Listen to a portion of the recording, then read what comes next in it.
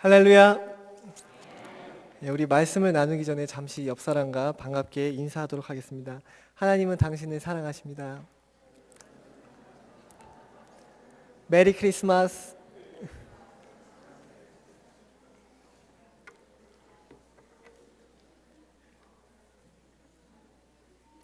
고맙습니다. 말씀을 나누기 전에 먼저 갑돌이와 갑순이 얘기를 먼저 잠깐 나누고 말씀을 나누려고 합니다. 옛날에 갑돌이와 갑순이가 살았습니다. 둘이는 너무 사랑했고 너무 오랫동안 교제하면서 서로의 미래를 같이 꿈꾸고 서로 사랑하고 그랬었는데 둘 사이에 문제가 있었습니다. 문제가 뭐였냐면 갑돌이 아버님께서 갑순이를 좋아하지 않았던 것입니다.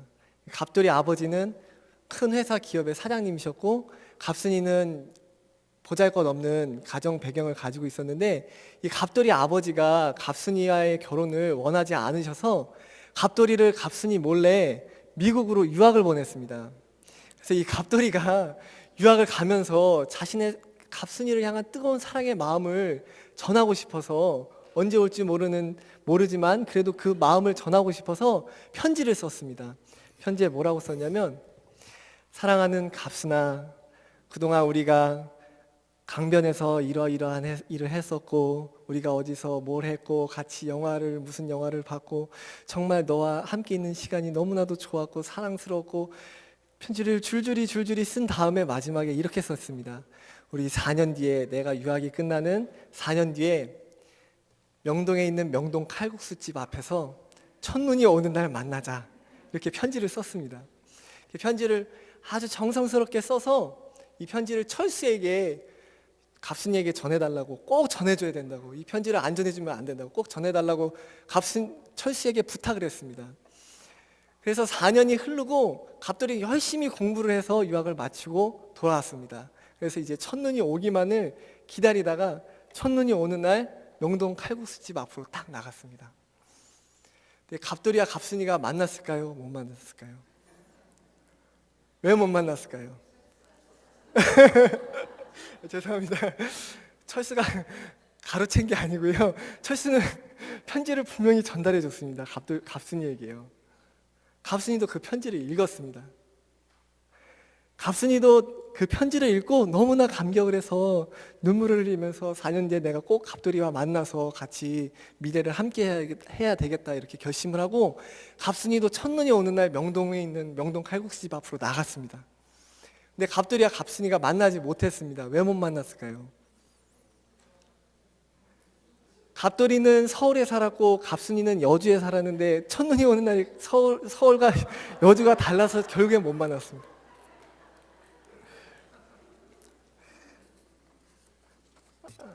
제가 어디선가 들은 듯한 얘기인데 제가 이제 이 예화로 들기 위해서 지어낸 얘기인데요.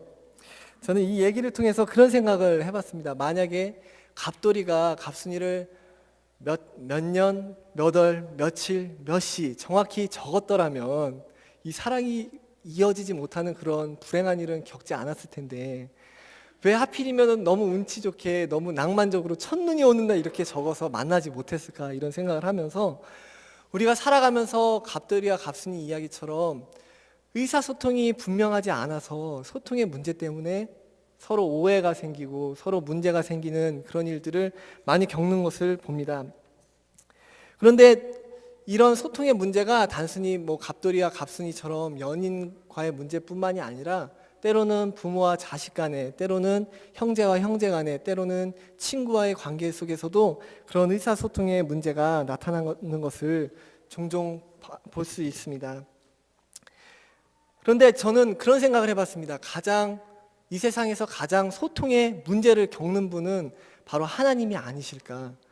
소통의 문제 때문에 고통받으시는 분은 바로 하나님이 아니실까? 그런 생각을 하면서 출애굽기의 이야기를 잠시 나눠보고자 합니다. 여러분도 다 아시겠지만 하나님께서는 종살이하던 이스라엘 민족들을 애굽의 종살이로부터 구해내시고자 하나님께서 모세를 부르시고 모세에게 이런 말씀을 하셨습니다. 잠시 출애굽기 5장 6절 7절 말씀을 잠깐 보도록 하겠습니다.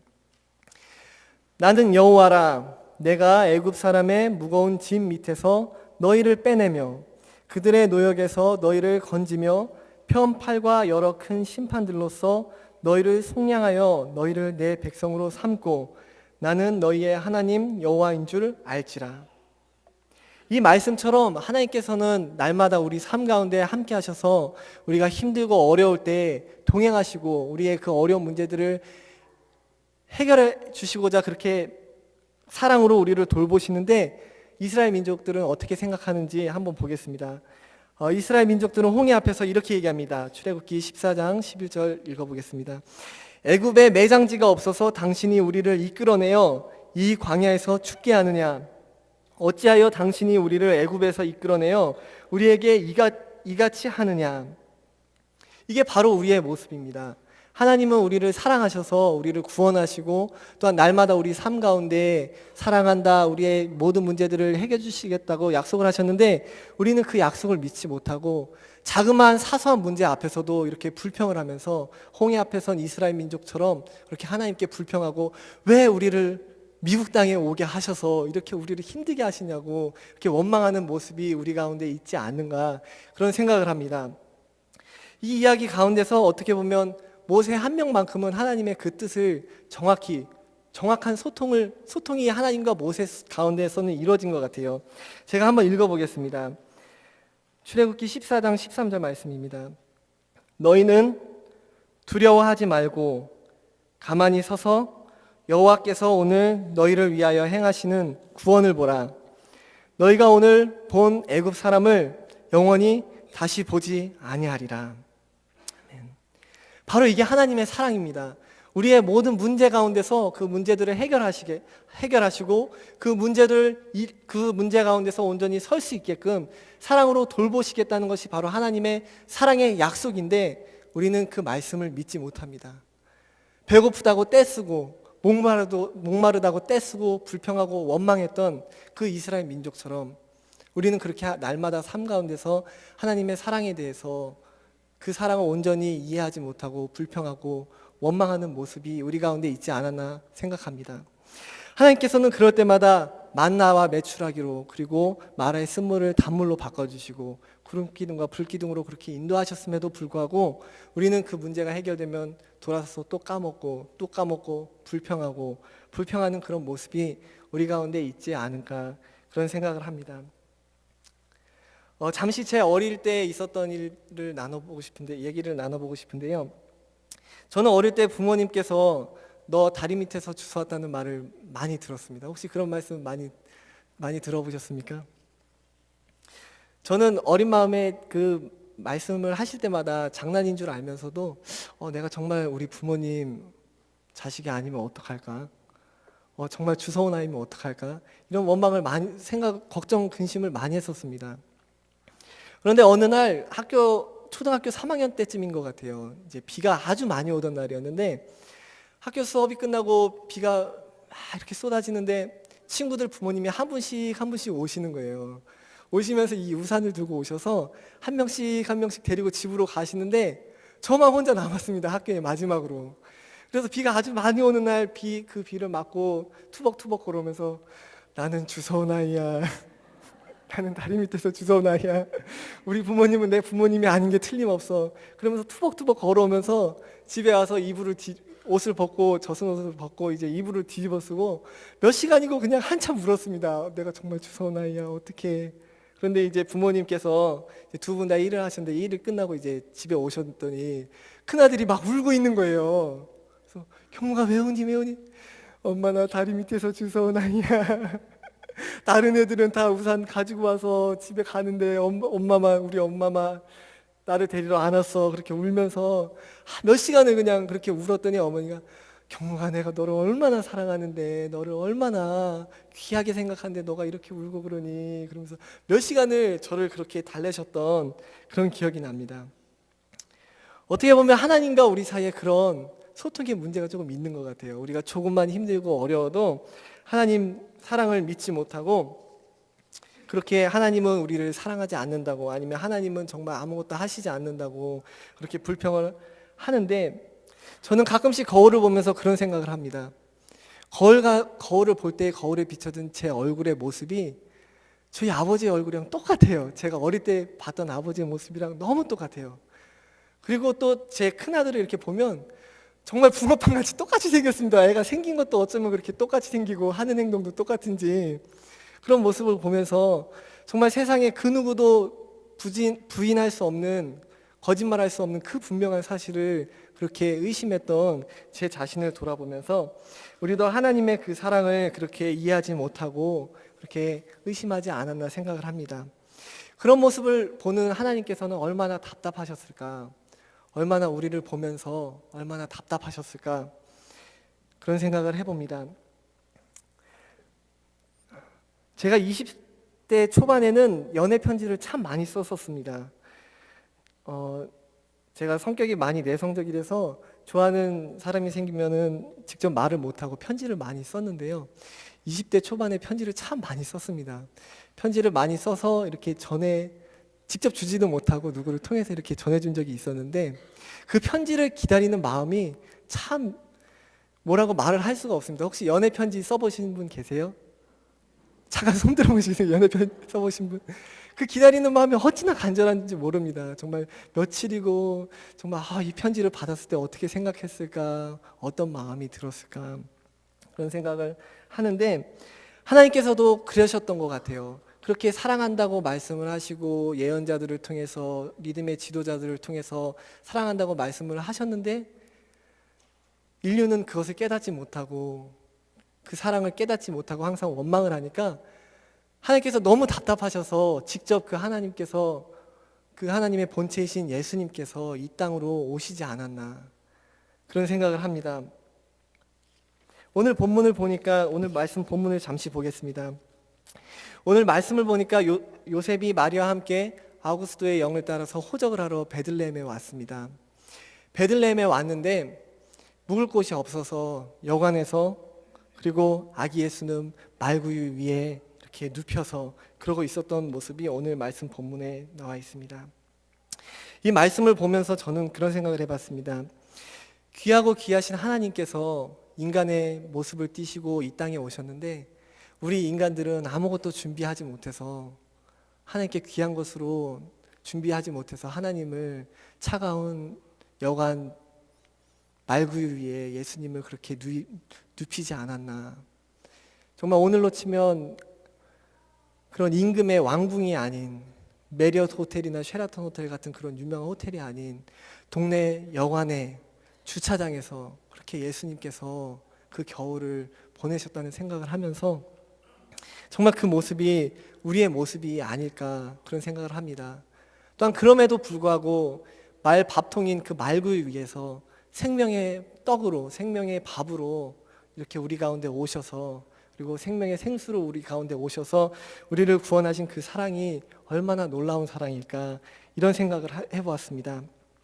마태복음 1장 23절을 잠시 같이 읽어봤으면 좋겠습니다. 보라, 처녀가 잉태하여 아들을 낳을 것이요 그의 이름은 임마누엘이라 하리라 하셨으니 이를 번역한즉 하나님이 우리와 함께 계시다 함이라. 그 귀한 하나님께서 인간의 몸을 띠시고 종의 형체를 띠시고 하나님의 그 사랑을 나타내시기 위해서, 그리고 우리와 함께 하심을, 지금 이 순간 우리가 같이 말씀을 나누는 이 순간에도 임마누엘 하나님으로 함께 하심을 보여주시기 위해서 그렇게 이 땅에 오셨습니다. 그 고귀한 사랑의 편지, 그 편지를 우리는 어떻게 읽었을까요? 우리는 그 귀한 사랑의 편지를 찢고 구기고 쓰레기통에 집어 던지고 싸구려 광고 편지 같이, 싸구려 쿠폰북 같이 그렇게 우리가 그 예수님을 그렇게 버려두진 않았습니까? 그래서 예수님은 십자가에 채찍질 당하시고 십자가에 못 박히시고, 그럼에도 불구하고 그 십자가 상에서조차도 예수님께서는 사랑의 메시지를 그렇게 던져주셨는데, 우리가 그 사랑의 편지를 우리가 그렇게 천하게 싸구려 취급을 하지 않았나 돌아봅니다. 우리를 도우셨던 그 하나님, 에베네셀의 하나님께서 우리가 힘들고 눈물 지을 때, 우리가 고통받을 때, 외로울 때, 그 누구에게도 우리의 힘든 일들을 고백하지 못할 때 우리를 도우셨던 그 에베네셀의 하나님께서 지금 이 순간에도, 지금 함께 예배드린 이 순간에도 함께 계시고 임마누엘의 하나님으로 함께 하시고 또 사랑하신다 말씀하시며 우리가 앞으로 이 땅에서 살아갈 그 모든 과정 가운데서도 또 하나님께서도 함께 하시겠다는, 모든 길을 예비하셨다는 여호와 이레의 하나님의 메시지가 바로 오늘 성탄 탄생의 메시지가 아닌가 생각합니다. 말씀을 마치면서 마지막으로 천은섭 씨가 작사 작곡한 편지라는 곡의 가사를 함께 나눠보고자 합니다. 읽고도 모자라 또 몇 번 읽었나, 날 사랑한다 쓴 긴긴 사연, 밤하늘 별보다도 더 빛나는 이야기들, 이 목숨 다하도록 지우지 못하리. 그토록 감격한 구원의 은혜도 흐르는 세월 속에 묻어버리고 내 마음 갈 곳 잃어 세상에 헤매일 때 변찮는 사랑으로 날 인도하셨네.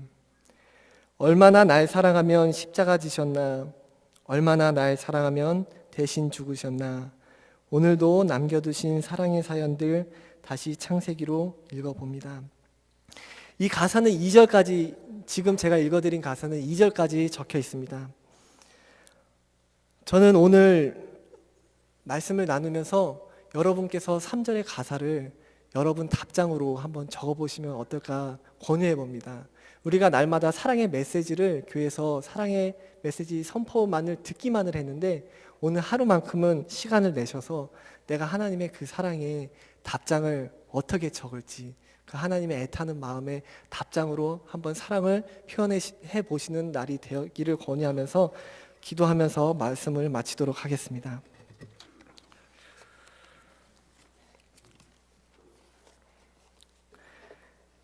고마우신 하나님 감사합니다. 저희들을 얼마나 사랑하시면 하나님께서 종의 형체를 띠시고 섬김의 모습으로 우리에게 사랑의 모습을 보이셨을까 생각을 합니다. 돌아서면 까먹고 돌아서면 까먹는 그 하나님의 사랑, 우리가 오늘 하루만큼은 진정으로 감사드리며 그 사랑의 답장을 쓰고자 합니다. 하나님, 저희 마음 가운데 함께 하셔서 그 사랑에 깊이 감사하게 하시고 또한 그 사랑의 메시지에 우리가 감사 편지를 쓸 수 있도록, 감사 답장을 쓸 수 있도록 주님 인도하여 주시옵소서. 또한 날마다 매 순간순간마다 함께 하시는 그 하나님의 사랑의 음성을 우리가 듣고 그 사랑 가운데 거하며 날마다 주님과 동행하는 삶을 살 수 있도록 주님께서 함께하여 주시옵소서. 오늘 이 날을 주님 축복하여 주실 줄을 믿사오며 예수님의 이름으로 기도드립니다. 아멘.